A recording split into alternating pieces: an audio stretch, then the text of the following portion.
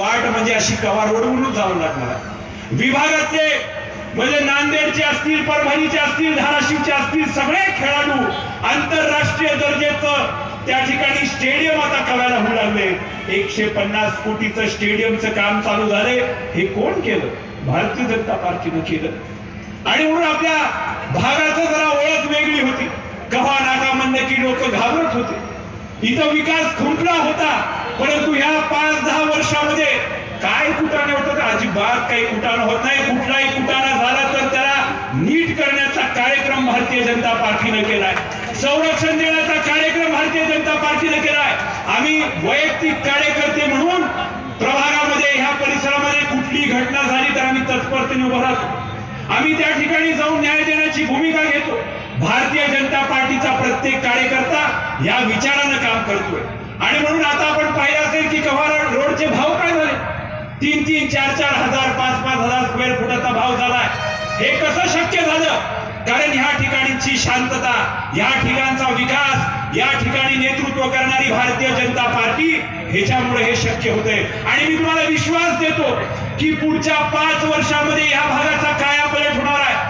150 कोटीची योजना जी विभागीय क्रीडा संकुलाच्या माध्यमातून कव्याला उभी राहते, त्या माध्यमातून आपल्या परिसराचा कायापालट झाल्याशिवाय राहणार नाही. आणि म्हणून जेव्हा आपण मतदान करायला जाल तेव्हा 1 मिनिट शांतपणे आपण विचार करा की कुठल्या पार्टीनं आपल्या गरीब घराला मदत केलेली आहे, कुठली पार्टी आपल्याला दिशा देते, कुठली पार्टी आपल्यासाठी तत्परतेने उभी राहते आणि कुठली पार्टी गुंडागर्दी करते, कुठली पार्टी महिलांचा अपमान करते, कुठली पार्टी सर्वसामान्य कार्यकर्त्याचा अपमान करते. हा विचार तुम्ही डोक्यात ठेवून भारतीय जनता पार्टीच्या पाठीमागे उभं राहावं असा विश्वास या ठिकाणी व्यक्त करतो. इथं भारतीय जनता पार्टीने 3 उमेदवार चांगले दिलेले. आमच्या पहिल्या उमेदवार ऋषिकेश राजे हे पटेल नगर मध्ये राहतात. हे फक्त 25 वर्षाचे युवा कार्यकर्ते. मुंबईला मंत्री महोदयांचे पीए म्हणून 3 वर्ष त्यांनी काम केलेलं आहे. आज प्रत्येक घरामध्ये जाऊन प्रत्येकाच्या पाया धरून त्यांचा आशीर्वाद घेण्याचं काम ते करतायत. तळमळीनं आपली सेवा करण्याचं त्यांना संधी देण्याचा ते प्रयत्न करतायत, संधी घेण्याचा ते प्रयत्न करतायत. मी सर्वांना विनंती करू इच्छितो की अनेक जण म्हणाले की आम्ही त्यांना ओळखतच नाही. ओळखत नाही तर त्यांना आजमावून एकदा बघा. युवा कार्यकर्त्याला संधी द्यायची असेल तर आपल्या माता बहिणीने आशीर्वाद दिला पाहिजे. आमच्यातला एक पोरगा काही त्याला नगरसेवक व्हायचा हक्क नाही तो. सगळे मोठे मोठे लोकांनाच नगरसेवक व्हायचा असेल का? एक सामान्य कार्यकर्ता ज्याला इच्छा आहे की मला सेवा करायची माता बहिणींची, असा कार्यकर्ता आपल्या या ठिकाणी उमेदवार म्हणून दिलाय. त्याचं शिक्षण पुण्याला VIT कॉलेजमध्ये इंजिनिअरिंग झालेली आहे आणि तो आपल्या दारादारापर्यंत 3-4 वेळेस येऊन आपला आशीर्वाद घेण्याचा त्या ठिकाणी त्यांनी मनापासून प्रयत्न केलेला आहे. आणि मी विश्वास देतो की त्याच्या माध्यमातून तुम्हाला एक हक्काचा माणूस मिळणार आहे. तुम्ही त्याचे कान पकडून म्हणू शकता अरे माझी गटार काढायची राहिली, गटारीचा तर प्रश्न राहणार नाहीये. परंतु कुठलाही प्रश्न असेल तर तुम्ही त्याचे कान धरून त्याला सांगू शकता अरे राजे फक्त नावात आहे, तो खरं तर आपला सेवक आहे. तुम्ही त्याचे कान धरून त्याला म्हणू शकता की आमचा कचरा उचला. तुम्ही हक्कानं त्याला सांगू शकता. एवढा सर्वसामान्य कार्यकर्ता तुम्हाला मिळाला. दुसरे आमच्या चेवले ताई आहेत, आमचे दत्ताभाऊ चेवले.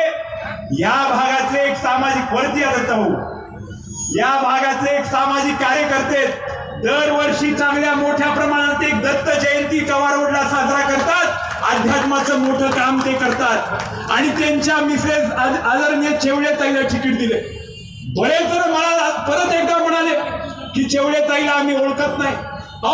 मला त्या सगळ्या लोकांना प्रश्न विचारायचा आहे का सगळे काय म्हणतात त्याला दांडगे लोकच लागतात का उमेदवार म्हणून? सर्वसामान्यांना संधी नाही का? तुमच्यातली एखादी महिलेला जर इच्छा झाली की नगरसेविका व्हायचंय तर तिला काही संधी नाही का? एक गृहिणी नगरसेविका होऊ शकत नाही का? आदरणीय चेवलेताईंनी आपलं घर सांभाळलं, आपला संसार सांभाळला. चेवलेताईंना माहितीये की कचऱ्याची गाडी नाही आल्यानंतर काय त्रास होतो. चेवलेताईंना माहितीये की पाणी बेरात्री जर सुटलं तर काय त्रास होतो. त्यांना माहितीये की आपल्या दारासमोरची जर लाईट बंद असेल तर काय त्रास होतो. आणि म्हणून त्यांनी घराचा सगळा गाडा सांभाळत मी त्यांना विनंती केली की चेवलेताई भारतीय जनता पार्टीची इच्छा आहे की आपण निवडणूक लढवली पाहिजे. एका सामान्य घरातल्या गृहिणीला तिकीट दिलं आणि हीच भारतीय जनता पार्टीची ओळख आहे.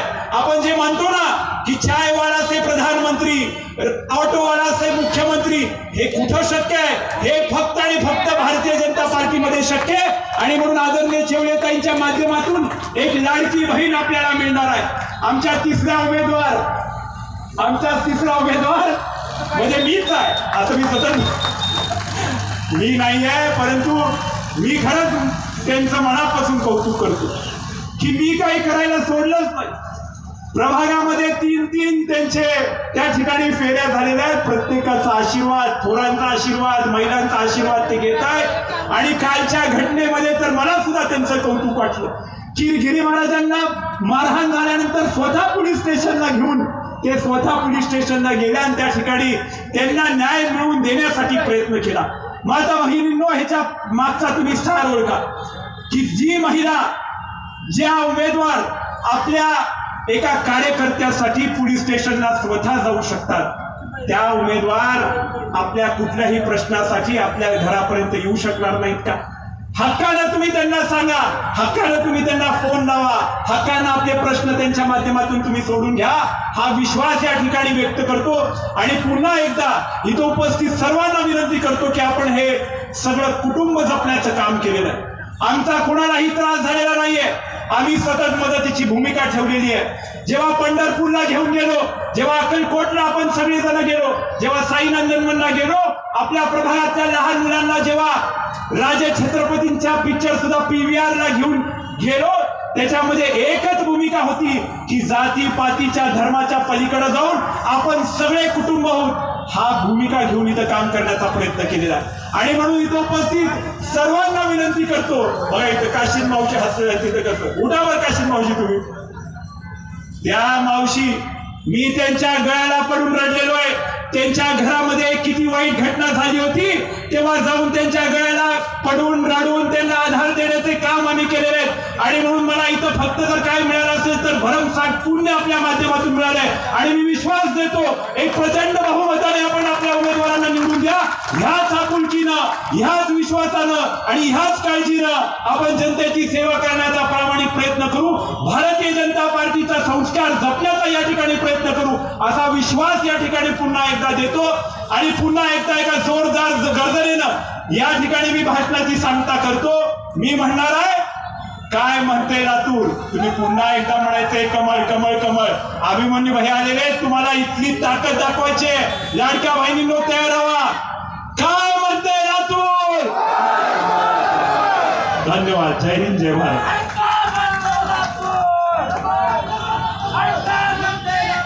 धन्यवाद भैया.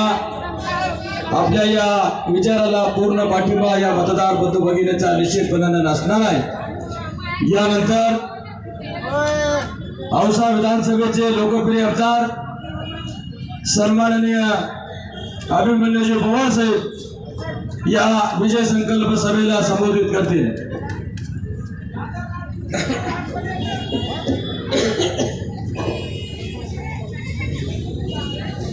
भारत माता की कमळ तर लातूर म्हणतच आहे. आम्ही लातूरच्या कानाकोपऱ्यात फिरतोय, त्यामुळं कवेकरांनी दिलेली घोषणा काय म्हणते, लातूर तर कमळ कमळच म्हणते, जिकडं तिकडं कमळ कमळच चाललेलं आहे. मग मीही बघायला आलो कमाला केला काय चाललंय, इथंही कमळच चाललेलं आहे. आजच्या या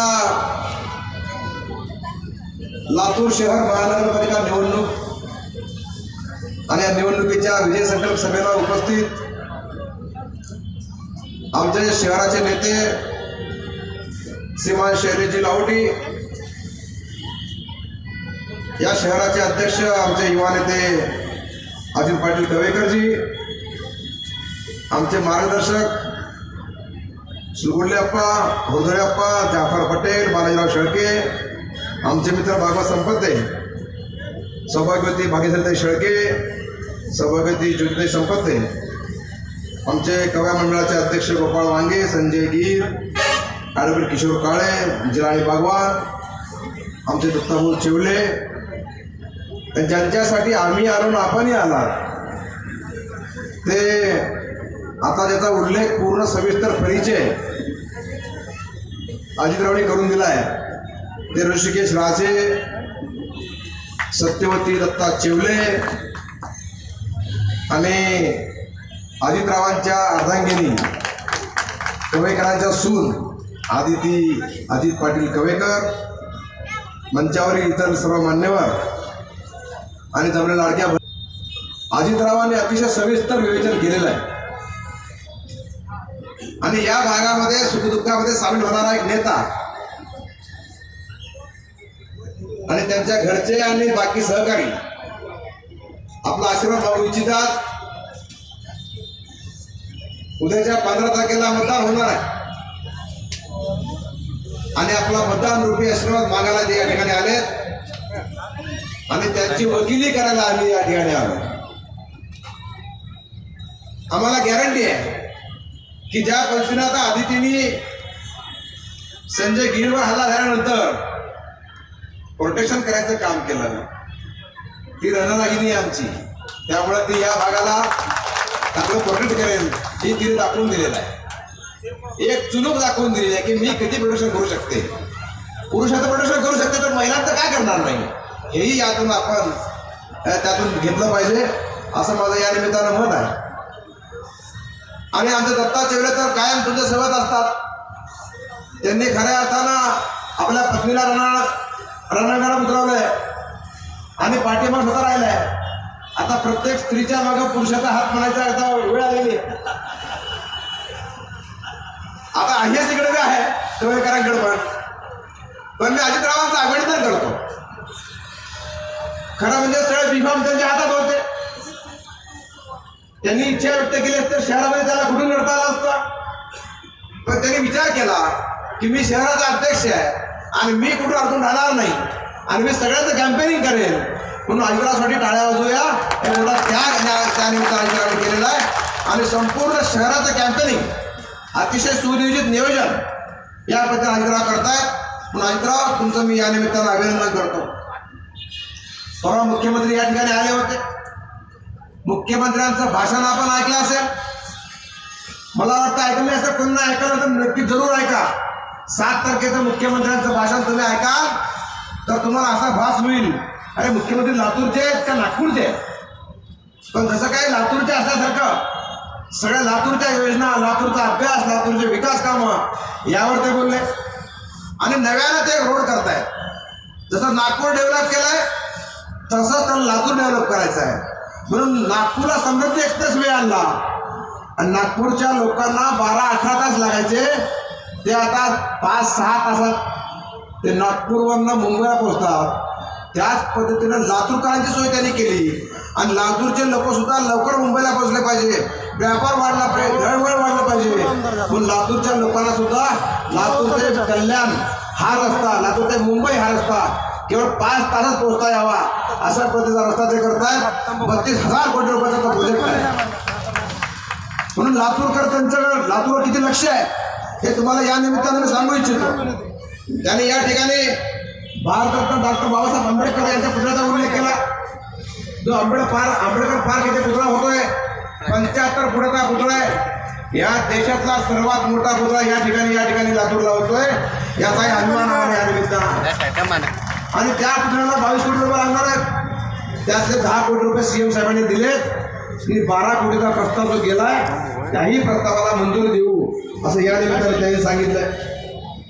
तुम्हाला आठवत असेल तरी मी या निमित्ताने जरूर सांगेन, जेव्हा सरकार बदललं, उद्धवजींचं सरकार गेलं आणि मान्य शिंदे साहेब सरकार आलं, मान्य देवेंद्रजी सरकार आलं, त्यावेळेस लातूरला आपण पाणी पुरवठा योजना मंजूर केली. पहिला टप्पा पूर्ण होतोय. अमृत 2 मधून 259 कोटी रुपयाचा प्रस्ताव त्या प्रस्तावाला मंजुरी मिळाली. वर्क ऑर्डर झालं, काम झालं.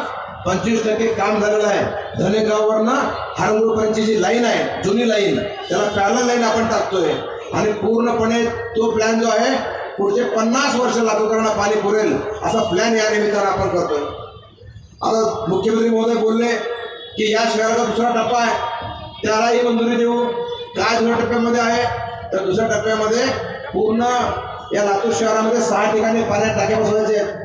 त्याचबरोबर ज्या ज्या ठिकाणी लातूर वाढलेला आहे, वाढीव लातूर ज्या ठिकाणी आहे त्या लातूरला सुद्धा बंद नळ वगैरे पाणी द्यायचा हा प्रस्ताव आहे आणि त्या माध्यमातून सुद्धा जवळपास 250 कोटीचा हा प्रस्ताव, याही प्रस्तावाला या निमित्तानं मंजुरी आपण देणार आहे.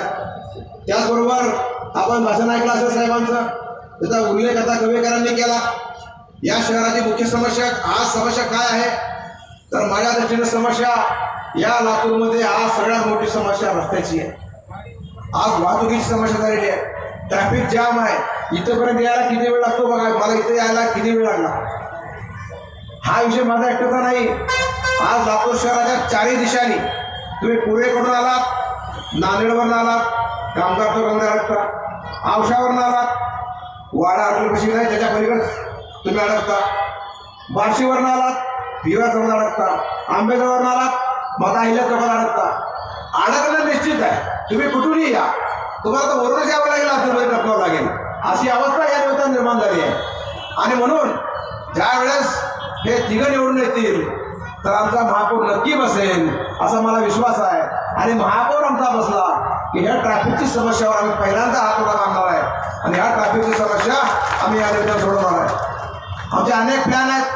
खरं छत्रपती शिवाजी महाराज चौकामध्ये आज सगळ्यात जास्त ट्रॅफिक जामचा उल्लेख जर कुठं अडचण असेल तर आज छत्रपती शिवाजी चौकात आहे. 6:30 वाजता जर तुम्ही गेलात तर 6:30 ते 8 पर्यंत तुम्हाला ट्रॅफिक जामची समस्या त्या ठिकाणी भेडसावते. म्हणून त्या ठिकाणी आपण छत्रपती संभाजीनगरला म्हणजे जुन्या औरंगाबादला ज्या पद्धतीचा क्रांती चौकामध्ये पूल आहे, उड्डाण पूल, त्याच पद्धतीचा क्रांती चौकातला उड्डाण पूल तसा उड्डाण पूल आपण या ठिकाणी छत्रपती शिवाजी महाराज चौकामध्ये करणार आहे. हे आम्ही याचं सांगू इच्छितो. आणि एवढंच आम्ही थांबलो नाही. तिथला जो इंजिनियर आहे, जो आर्किटेक्ट आहे, जो डिझायनर आहे, त्यांना या ठिकाणी बोलवलंय आणि तेच डिझाईन आपण या ठिकाणी अडॅप्ट करतोय. हेही या निमित्तानं तुम्हाला मी सांगा म्हणतो. याचबरोबर आता अजितरावांनी उल्लेख केला भुयारी गटार योजनेचा, ते सुद्धा भुयारी गटार योजना आपण साधारण 305 कोटीची भुयारी गटार योजना आहे. आणि त्या योजनेच्या माध्यमातून संपूर्ण जे वाहून जाणारं पाणी आहे ते पाणी आपण गव्हाचा जो लेक आहे, जो तळा आहे, त्या तळ्याच्या बाजूला आपण जलशुद्धीकरण केंद्र उभारतोय. त्या ठिकाणी 53 MLD पाणी शुद्धीकरण होणार आहे. जो कचरा येतो, जो मलिदा येतो, जो राख, जे काय कचरा येतो त्याचं खतामध्ये रूपांतर आपण करणार आहे आणि 53 MLD पाण्याचं जलशुद्धीकरण करून ते MIDCला पाणी विकणार आहे आणि त्या पाण्यातून महानगरपालिकेला एक उत्पन्न निर्माण होणार आहे. हाही प्रयत्न आपण या निमित्तानं करतोय. कारण अनेक समस्या या शहरामध्ये आज भेडसावत आहेत. प्रामुख्यानं पाण्याच्या समस्येवर आपण हातोडा मारतोच आहे. पुढच्या 50 वर्षाची योजना केली आहे. आपण उड्डाणपूल करणार आहे, त्यामुळे ट्रॅफिकचा प्रश्न मिटणार आहे. खरा जो प्रश्न आहे तो आउटर रिंग रोडचा. आता हा रिंग रोड आहे. आता हा रिंग रोड कधी काळी होता, आता हा मध्यवर्ती रोड होऊन बसला. लातूर शहराच्या मधोमध रोड हा आला. म्हणून आपण आउटर रिंग रोडची मागणी केलेली आहे. आणि मी स्वतः मान्य नितीन गडकरी साहेबांना भेटलेलं आहे आणि साहेबांनी पण CM साहेबांनी मी भेटलो आणि CM साहेबांनी पत्र लिहिलेलं आहे नितीनजींना की लातूर शहराचा जर ट्रॅफिकचा प्रश्न मिटवायचा असेल तर आउटर रिंग रोड तो नॅशनल हायवेला करावा अशी विनंती मुख्यमंत्र्यांनी गडकरी साहेबांना केलेली आहे आणि त्यांनी ती मान्य केलेली आहे. मुख्यमंत्री उद्या या ठिकाणी बोलले.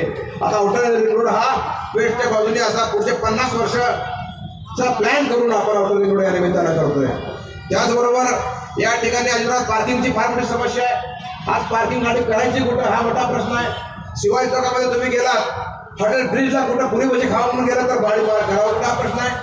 त्यामुळे आज तुम्ही शिवाजी चौकातून जर निघाला गोराईकडे जायला तर समोर जर बस असेल तर ती बस पुढे बसस्टँडमध्ये जाईपर्यंत तुम्ही त्या बसला ओव्हरटेक करू शकत नाही अशी अवस्था निर्माण झाली आहे.